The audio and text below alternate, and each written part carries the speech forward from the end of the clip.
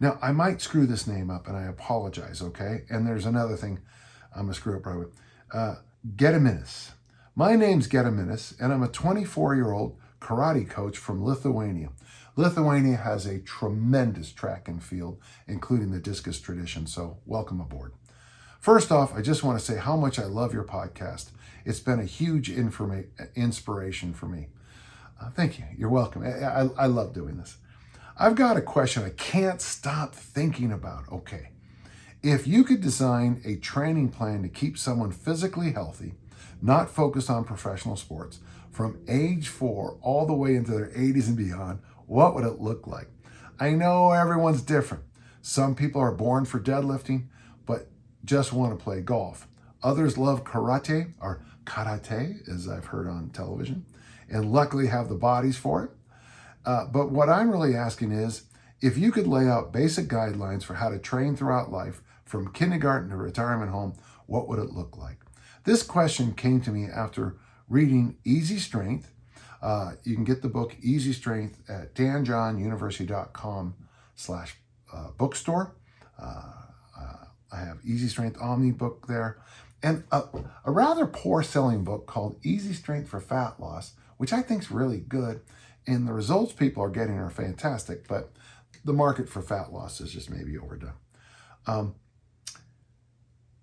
I currently train kids 4 to 17 years old, and I adapt their training based on their age and needs. I'm also planning to start adult classes soon, so I'd love to understand the difference in priorities in training across a lifetime. So training across a lifetime, it's funny, as I was reading it, I already had it built in. In fact, I think if you get a hold of Easy Strength Omni book, I think I write out this answer. So the first part is, I'm going to break it into 4 age groups, okay? And the first age group, and it's funny because you're working with them right now, basically from birth to age 17, I think the most important thing we do, and this comes from, I'm going to say George Herbert, but he's French, so it should be Herbert, I think. But his great classic where they were pulling up, their ship pulled up on a volcano, and he began to notice that the survivors all had a certain skill set. For example, and I've noted before in this podcast, like one of the great skill sets for survival is swimming. If you're ever in a situation that involves swimming, those who can swim survive, unless the rest of us go back in and save them. When we're preparing for the 2002 Olympics here in Salt Lake City, I had to go to a whole bunch of emergency awareness meetings because of my administrative job at the time and the fact that the events of 9/11 had just happened. So there was a big fear here in Salt Lake there would be a terrorist attack. It was interesting that the USOC didn't want any mention of 9/11, which and I thought when we carried the destroyed flag, I thought that was a nice sign. Of course, the Olympics are funny. They also, I don't want to get into the 1936 Olympics. But we were told at this meeting that all you need to do for almost any kind of huge emergency was get yourself 90 miles away and you should be safe. And they went over it. They said chemical problems, which are big. Biologicals, which where I live are big because just to the west of me and the wind blows towards me is major biological weapons testing areas. And if one of those pots gets broken, it's going to be a bad day. And nuclear too, atomic bomb or some kind of Chernobyl incident, 90 miles will get you safe. And the person very famously said, and the easiest way to get 90 miles the fastest in an emergency is bicycles. So you should always have this is this person talking, you should always have your bicycle primed and ready to go with maybe a 3-day survival kit. And if you come to my house, I'll show you the 3-day survival kit. I'll show you the bicycle primed and ready to go, and a few other things I would carry with me. And I know I can get 90 miles in a day because I've done 100 miles in a challenge. I think it's called the Century Challenge. And to save my life and to save my kid's life and to save my grandkid's life, I would make that happen. So swimming, bicycling, fighting, which you're already teaching, climbing walls, crawling, all those general things life needs, okay? I would also expose kids up to the age of 17 to every possible sport. Here in the United States, we do way too much early sports specialization. Interesting, when I was in high school, I'm not going to, by the way, as a note, I'm not going to use people's names anymore when I tell stories, because I mentioned someone a couple of weeks ago. Then I got a letter in the mail from the person saying, I don't remember that story, it never happened. Well, it did happen, okay? And that's exactly what you said. But let's just imagine someone, the name will be Rupert. And Rupert was a football player, American soccer player, soccer football, and a track and field athlete. And in high school, we were in a PE class, and to get an A, you had to win a lot of tennis matches. And so he started practicing every day, and within a few weeks in our class, he was beating the members of the tennis team in our class setting. And I keep thinking that Rupert, or whatever name I invented, might have been a phenomenal tennis player, but he went down a different direction in sports. But a lot of those guys in our high school team played tennis their whole lives, and when they went against an athlete who was really hungry, got defeated. Early specialization has great value for some sports, no question, women's gymnastics. But in the rest, it helps to just be exposed. And I've said this many times. I might have been the greatest saber fencer the world has ever seen, but I was never exposed to the foil, the épée, and the saber. I could have been a great kayaker, never exposed. Could have been a racing canoeist, never exposed. I could have been a great yachtsman, never exposed. So there might be a sport out there for your child that they'll be the best in the world, or art form ever, but if they don't get a chance to learn it, they don't get a chance to learn it.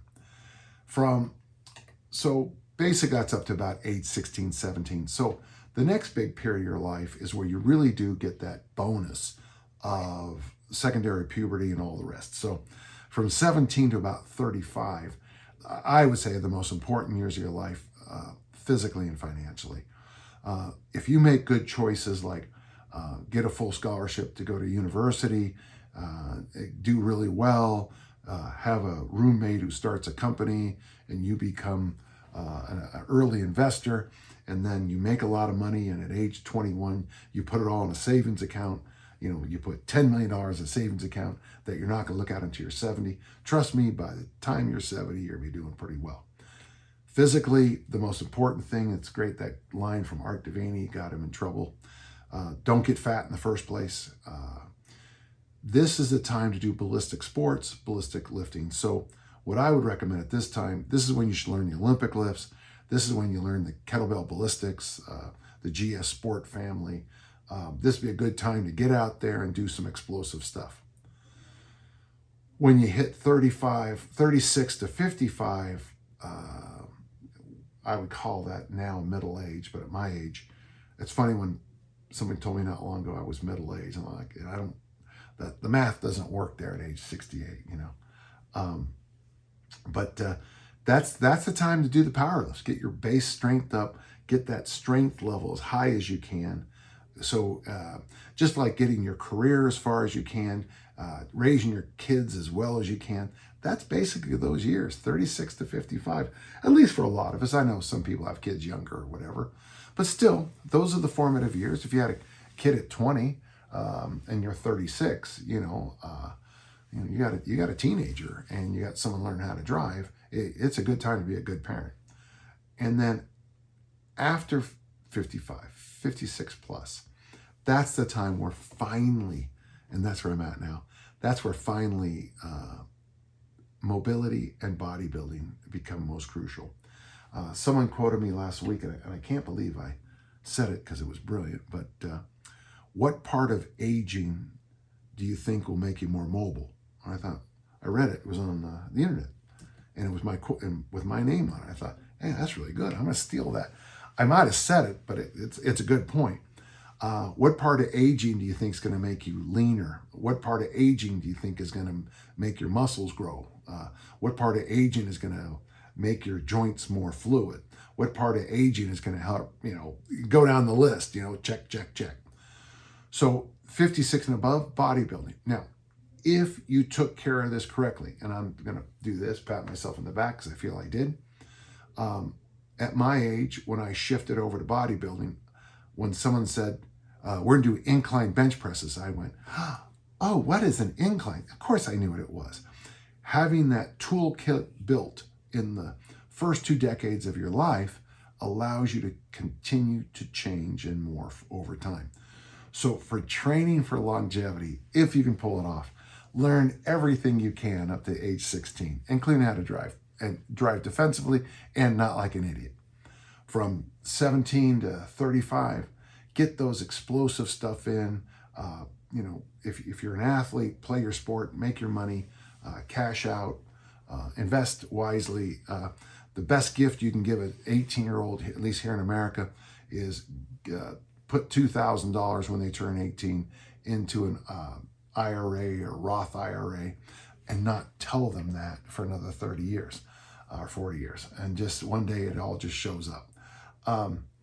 From 36 to 55, focus on keeping those strength levels as high as you can and taking care of business, your mobility, take care of your business, your job, your career, your lawn, your house, whatever it is. And then reap the benefits after 55 plus. Enjoy life because you're bodybuilding, you're walking, you're feeling good, you're doing your mobility work, you sleep great because you're, with your body fat levels lower, you sleep well, you're not as much pain because you have joint, your freedom of joint movements. There you go. I hope that was a good question. I really enjoyed answering it, okay? And I hope there was value in it. So thank you.